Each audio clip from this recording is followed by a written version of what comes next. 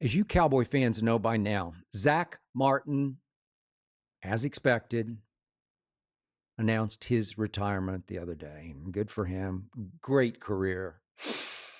9 Pro Bowls, 7 first-team All-Pros, and 11 seasons for Zack Martin.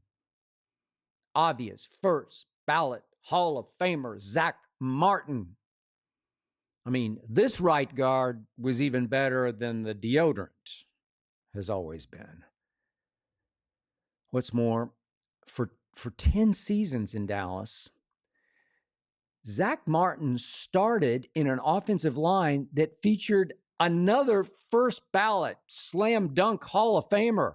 I'm talking about left tackle Tyron Smith. Jerry Jones, of course, let Ty Smith walk a year ago, let him go via free agency to the Jets. But here's my point. For 10 years, the Dallas Cowboys, my Dallas Cowboys, lifelong diehard Cowboy fan that I am, my Dallas Cowboys for 10 years had 2 first ballot Hall of Famers starting in their offensive line. And it pretty much got them nowhere in terms of winning big in the postseason. In those 10 years, the Cowboys went 3-6 in the playoffs.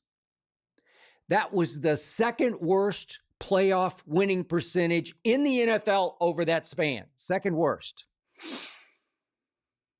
Now, 2 of those playoff games were Tony Romo specials. That was in 2014.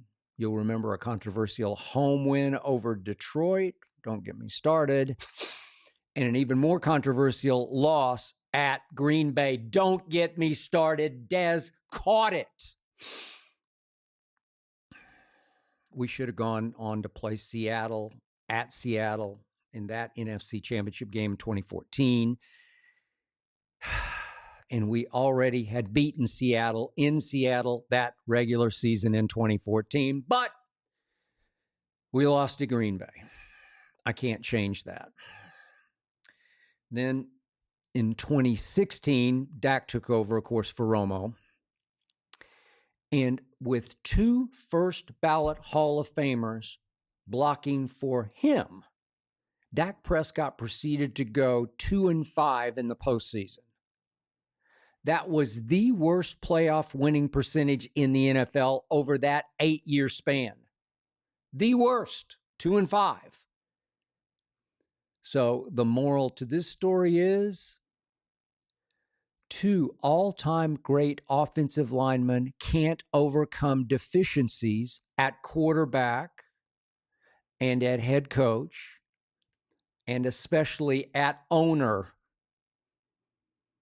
If the quarterback can't make the plays in the games, and the quarterback and the coach aren't the kind of dynamic leaders who build a winning culture and make every player in that locker room absolutely believe they are going to win, especially in playoff games, then a Zack Martin and a Tyron Smith can't have maximum Hall of Fame impact.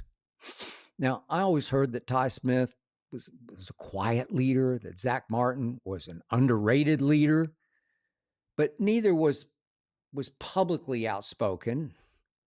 I don't know, Zach made a comment here or there, but not publicly outspoken, and neither had the force of personality to overcome a Jerry Jones acting as the unofficial head coach. Jerry Jones establishing a country club atmosphere in which players never are held accountable. A country club atmosphere, thanks to Jerry Jones, in which no player ever fears losing his job, as all the players feared losing their jobs under Tom Landry and Jimmy Johnson. Nope. Not even 2 of the greatest blockers ever were able to overcome owner and operator Gerald Wayne Jones, the Cowboys GM, the unofficial head coach, who hires nice guy head coaches whose puppet strings Jerry can pull. See Shoddy. See McCarthy. Jerry Jones And the quarterback, he made the NFL's highest paid player with a 2-5 playoff record, pretty much rendered 2-cinch Hall of Fame offensive linemen pretty inconsequential in Dallas. As I always say, quarterback is the most important position in all of sports. Yeah, starting pitchers, obviously extremely important in baseball, but quarterbacks can pitch every game, every day, no 5 days rest. Hockey, goalies, very important, extremely important, but they're only really playing defense. Which brings me to the legendary Cowboy story of how Stephen Jones talked his dad, Jerry Jones, out of taking Johnny Manziel over Zack Martin in the 2014 draft. Remember the story? Well, now that looks like a no-brainer, as in Jerry had no brains at that moment. But you know what? I'm going to defend Jerry on this. Jerry was at least trying to hit the lottery with a quarterback pick at 16th overall in the first round. As I said on television at that point, again and again and again, I would have taken Johnny Manziel first overall if I knew for sure he wouldn't have drug or alcohol issues as he went into pro football. Man, did I ever love Johnny the player in college football. Johnny the playmaker in college football. The big game gamer in college football. But I feared what could happen off the field, and I said so. Still, man, I would have been sorely tempted to take Johnny all the way down at 16. He'd fallen all the way to 16. Some people thought he might go 1 overall. John Gruden said he should go first overall to the Houston Texans. Did you see what Johnny did to Saban in Tuscaloosa? Did you see what he did to my Oklahoma Sooners in the Cotton Bowl? Won the Heisman as a true freshman? What?